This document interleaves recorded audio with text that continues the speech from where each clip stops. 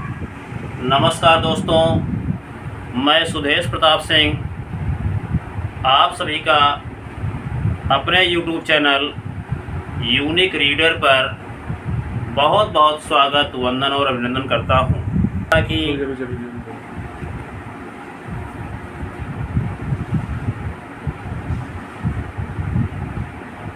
जैसा कि मैंने एक चैप्टर स्टार्ट किया था मैथ का मेंसुरेशन, उसमें हमने आप सभी को जनरल बेसिक जानकारी कुछ बताई थी। 2D और 3D, 2D में क्या आता है, 3D में क्या आता है, और 2D 3D के बाद हमने उसमें से आपको वर्ग और आयत के बारे में कुछ बताया था। उसी क्रम में हम आगे आज त्रिभुज के बारे में कुछ बताते हैं। बेसिक जानकारी पहले देते हैं, बाद में अच्छे क्वेश्चन भी करवाएंगे आपको।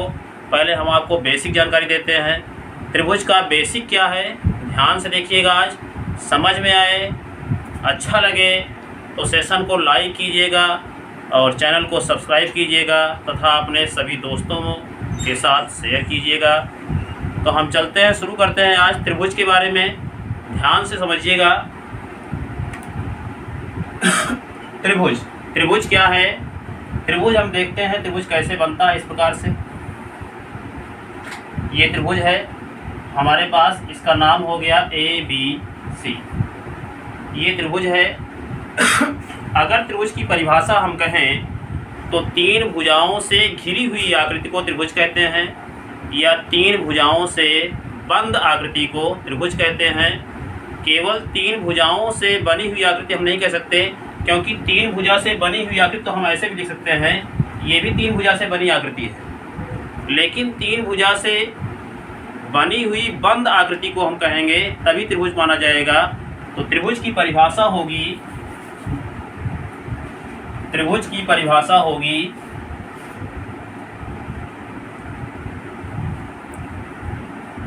तीन भुजाओं से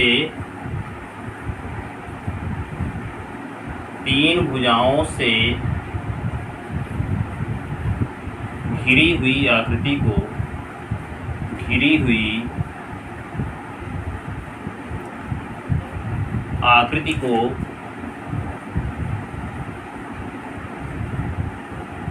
त्रिभुज कहते हैं। तीन भुजाओं से घिरी हुई आकृति को त्रिभुज कहते हैं। पहला पॉइंट ये है, त्रिभुज में तीन भुजाएं तथा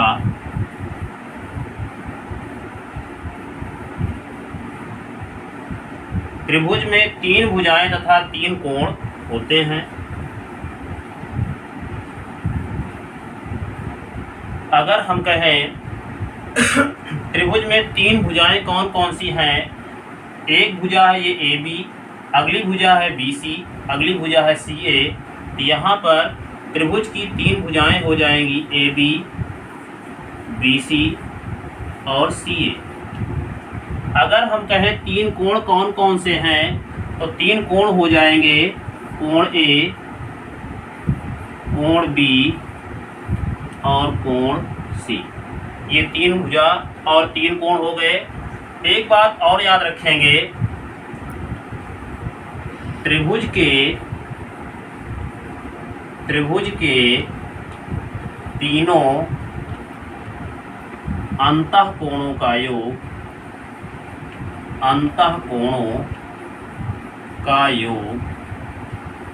180 अंश होता है। त्रिभुज के तीनों अंतःकोणों का योग 180 अंश होता है। मतलब कि अंदर के एक कोण, ये दूसरा कोण, ये तीसरा कोण, तीनों को ऐड करेंगे, मतलब कोण A प्लस कोण B प्लस कोण C बराबर होता है 180 अंश। ये हमारा है त्रिभुज। अगर हम आगे चलते हैं,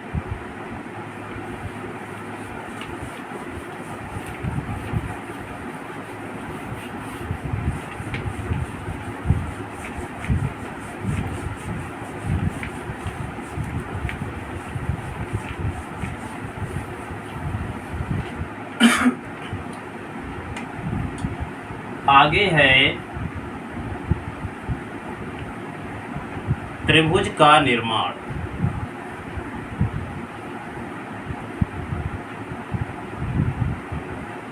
त्रिभुज का निर्माण, त्रिभुज का निर्माण देखिए कैसे होता है। हमने कहा त्रिभुज में 3 भुजाएं होती हैं, लेकिन और 3 कोण भी होते हैं, लेकिन इसका निर्माण कैसे होता है देखेंगे।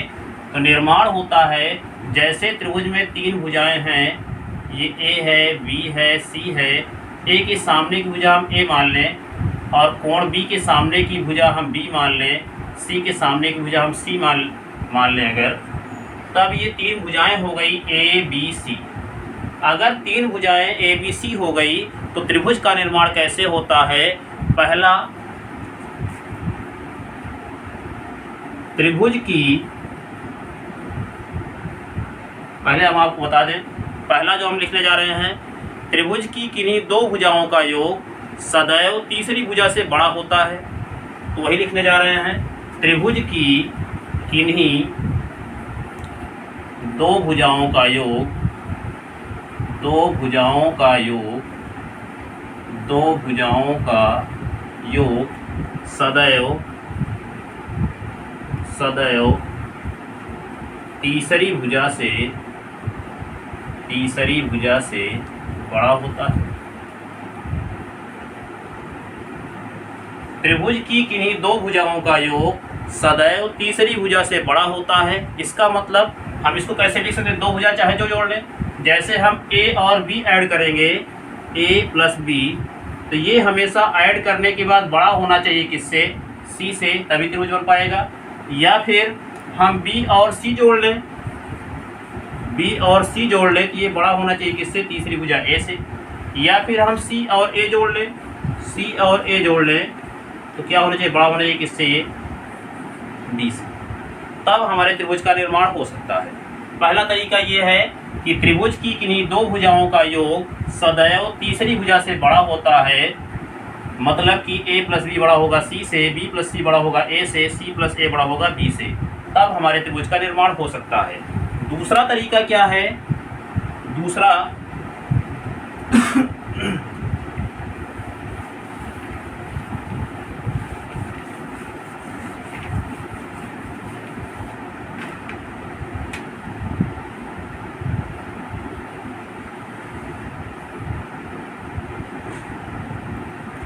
दूसरा तरीका है त्रिभुज की किन्हीं 2 भुजाओं का अंतर, त्रिभुज की किन्हीं 2 भुजाओं का अंतर सदैव तीसरी भुजा से छोटा होता है। दूसरा तरीका हमने क्या बताया, त्रिभुज की किन्हीं 2 भुजाओं का अंतर सदैव तीसरी भुजा से छोटा होता है। तो त्रिभुज की किन्हीं 2 भुजाओं का अंतर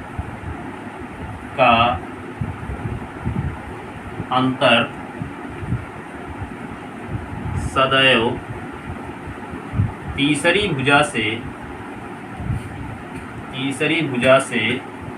से छोटा होता है। त्रिभुज की किन्हीं 2 भुजाओं का अंतर सदैव तीसरी भुजा से छोटा होता है। इसका मतलब जैसे हमने लिखा पहले ए और बी का अंतर, ए और बी, हमने यहाँ पर मॉड क्यों लगा दिया, ये मॉड इसलिए लगा दिया कि ए अगर छोटा होगा बी बड़ा होगा तभी हमको अंतर देखना है। इसका अंतर जो होगा छोटा होगा किससे, तीसरी भुजा से। तीसरी भुजा मतलब सी। अब आगे जैसे ले लिए बी माइनस सी, बी माइनस सी ले लिए तो छोटा किससे होना चाहिए, ए से। आगे अगर हमने सी माइनस ए ले लिया तो छोटा किससे होना चाहिए, बी से। ठीक है, तो हमारा दूसरा तरीका क्या था, त्रिभुज की किन्हीं 2 भुजाओं का अंतर सदैव तीसरी भुजा से छोटा होता है। अर्थात ए माइनस बी छोटा होगा सी से, बी माइनस सी छोटा होगा ए से, सी माइनस ए छोटा होगा बी से। हमने मॉड लगाया है क्योंकि यह डिफरेंस है, माइनस भले लगा है, इससे जो भी बाहर आता है वो प्लस में आता है सदैव। ये हो गया हमारा त्रिभुज का निर्माण किस प्रकार से होता है। हम आगे चलते हैं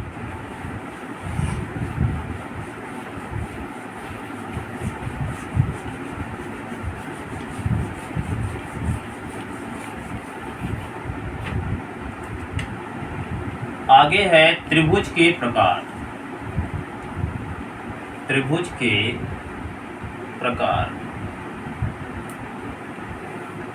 त्रिभुज के प्रकार देखिए दो तरीके से होते हैं। एक तो कोण के आधार पर त्रिभुज के प्रकार होते हैं और भुजाओं के आधार पर होते हैं। कोण के आधार पर भी त्रिभुज के 3 प्रकार होते हैं और भुजाओं के आधार पर भी त्रिभुज के 3 प्रकार होते हैं। तो हम देखते हैं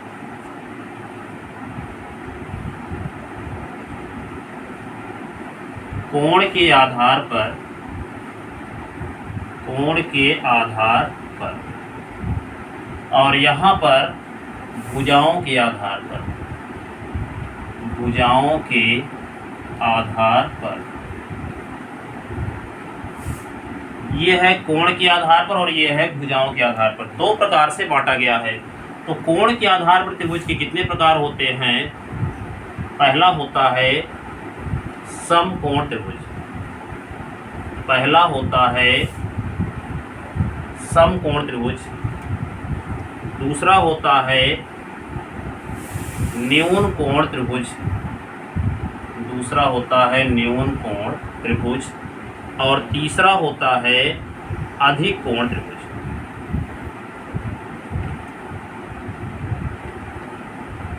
अधिक कोण त्रिभुज। तो कोण के आधार पर त्रिभुज के 3 प्रकार होते हैं। समकोण त्रिभुज हो गया, न्यून कोण त्रिभुज हो गया, अधिक कोण त्रिभुज हो गया। आगे है भुजाओं के आधार पर। भुजाओं के आधार पर भी त्रिभुज के 3 प्रकार होते हैं। तो 3 में पहला है समबाहु त्रिभुज। समबाहु त्रिभुज। नंबर 2 समद्विबाहु त्रिभुज।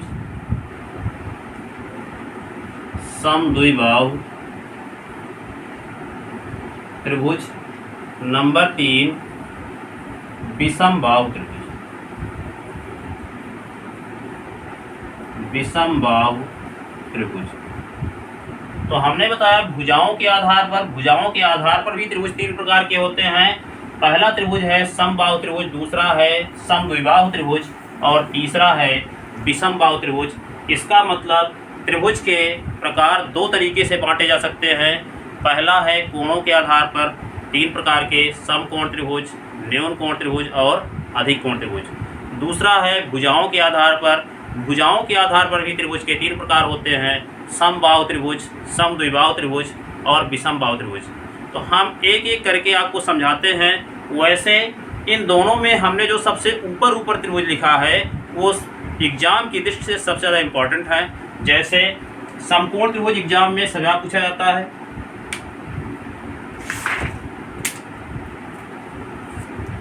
जैसे ये है समकोण त्रिभुज, ये सबसे ज़्यादा एग्जाम में पूछा जाता है। इधर है समबाहु त्रिभुज, ये भी एग्जाम में सजा पूछा जाता है। तो ये दोनों त्रिभुज हमको बहुत अच्छे से पढ़ने हैं। तो सबसे पहले हम समकोण त्रिभुज शुरू करते हैं।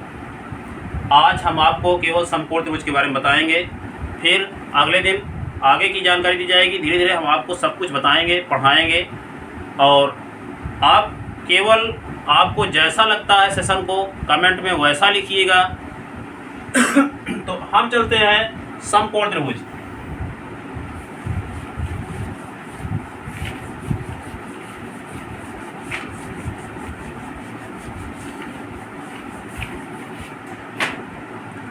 हम आगे चलते हैं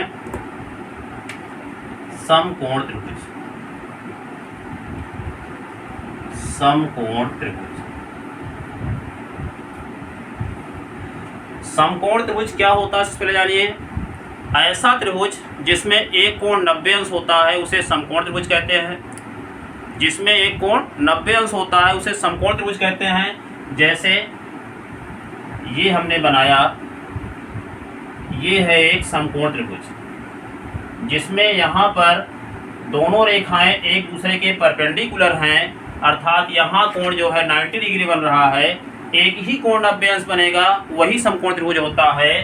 तो हम यहाँ लिखेंगे ऐसा त्रिभुज, ऐसा त्रिभुज जिसमें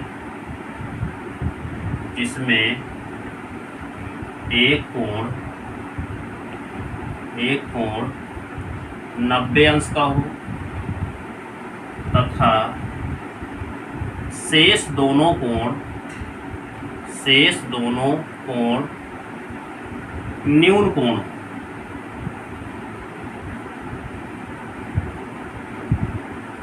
हमने क्या बताया इसके बारे में? ऐसा त्रिभुज जिसमें एक कोण 90 अंश का हो तथा शेष दोनों कोण न्यून कोण हो। न्यून कोण होने का मतलब यहाँ कुछ भी हो सकता है, जैसे यहाँ 30 अंश है तो यहाँ 60 अंश हो जाएगा, दोनों न्यून कोण होंगे, उससे आगे नहीं हो सकता है। नहीं, दोनों को समकोण कर देंगे हम तो 90-90 हो जाएगा, 180 ऐसे हो जाएगा, सब मिला करके 180 होता है। इसका मतलब एक 90 हो गया तो ये दोनों न्यून कोण ही होंगे और किसी हाल में न्यून कोण से ज़्यादा कोण नहीं बन सकता है इसमें। तो एक कोण 90 अंश का होगा और शेष दोनों कोण न्यून कोण होंगे। हम आपको ये बता दें कि इस त्रिभुज में 90 अंश के सामने की भुजा हमेशा कर्ण होती है और अगर कहीं पर हमने कोण ले लिया थीटा, उसके सामने की भुजा हमेशा लंब होती है, तीसरी भुजा आधार होती है।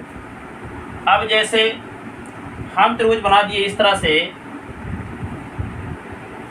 से बना दिए, यहाँ पर 90 डिग्री है, इसके सामने ये कर्ण होगा और मान लो हमने थीटा कोण यहाँ ले लिया तो इसके सामने ये लंब हो जाएगा और ये हो जाएगा फिर आधार, तीसरी भुजा। अब कर्ण लंब आधार जो होता है, इसके आधार पर पाइथागोरस ने एक प्रमेय बनाया है जिसे कहते हैं पाइथागोरस प्रमेय। तो पाइथागोरस प्रमेय क्या है? कर्ण का वर्ग शेष दो भुजाओं के वर्गों के योग के बराबर होता है। यही है पाइथागोरस प्रमेय। कर्ण का वर्ग शेष दो भुजाओं के वर्गों के योग के बराबर होता है। जैसे अगर हम यहाँ पर लिखें पाइथागोरस प्रमेय, पाइथागोरस प्रमेय लिखें, कर्ण का वर्ग शेष दो भुजाओं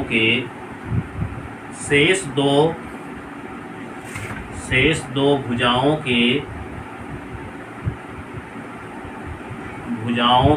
वर्गों के योग के बराबर होता है। शेष दो भुजाओं के वर्गों के योग के बराबर होता है। अर्थात हम इसको यहाँ पर लिख देते हैं कर्ण का वर्ग। कर्ण का मतलब होता है, यहाँ पर देखिए कर्ण है ये भुजा AC का वर्ग बराबर होगा, ये लंब है, मतलब शेष दो भुजाएं चाहे तो लिखिए, AB है, BC है, आगे पीछे कोई भी लिख सकते हैं, लेकिन सबसे पहले यहाँ लिखा जाए कर्ण का वर्ग। जैसे हम, चलो ठीक है, पहले हम ये लिख देते हैं कर्ण का वर्ग बराबर लंब का वर्ग प्लस आधार का वर्ग। तो कर्ण यहाँ क्या है? AC है, AC का स्क्वायर बराबर लंब है AB का स्क्वायर प्लस ये आधार है BC का स्क्वायर। ये है पाइथागोरस प्रमेय। आगे हम चलते हैं समकोण त्रिभुज के बारे में और कुछ बताते हैं, जैसे इसका क्षेत्रफल क्या होता है, परिमाप क्या होता है, निकालने के इसके क्या तरीके होते हैं। ध्यान से देखिएगा। आगे जैसे है, ये हमारे पास हो गया एक समकोण त्रिभुज ABC। हम आपको यहाँ बताते हैं कि ये सबसे पहले 90 डिग्री हो गया। कोण A के सामने की भुजा हमने A मान लिया, कोण B के सामने की भुजा को हमने B मान लिया, कोण C के सामने की भुजा को C मान लिया। अगर हम यहाँ पर कहें कि समकोण त्रिभुज का परिमाप क्या होगा, परिमाप माने होता है बाहरी माप। बाहर A से शुरू करिए और पूरा माप लीजिए, हो गया परिमाप। चाहे जहाँ से शुरू करिए, जैसे मान लो यहीं से शुरू किया तो ये हो जाएगा C प्लस ये हो जाएगा A प्लस यहाँ से यहाँ तक B, C plus A plus B, यही हो गया परिमाप। अगर हम इसको क्रम से लिखना चाहें, क्योंकि अगर कोई भी प्लस में लिखी हो संख्या हो या अल्फ़ाबेट हो, प्लस में लिखा है तो हम आगे पीछे कर सकते हैं, या चिन्ह के साथ हम चाहे जैसा लिखा हो आगे पीछे कर सकते हैं। A plus B plus C, ये हो गया क्या? इसका परिमाप हो गया। परिमाप की बात करते हैं क्षेत्रफल पर। इसका क्षेत्रफल क्या होता है? समकोण त्रिभुज का क्षेत्रफल होता है 1/2 गुणे आधार गुणे ऊंचाई। जैसे यहाँ पर हम लिखेंगे 1/2 गुणे आधार गुणे लंब कहिए या ऊंचाई कहिए, दोनों बात एक है। तो यहाँ पर क्या है 1/2 गुणे आधार क्या है? आधार है BC, आधार है BC और लंब है AB। ये होता है त्रिभुज का क्षेत्रफल, ये है परिमाप, ये है क्षेत्रफल। जैसे हम एक आध एग्जाम्पल आपको बताते हैं।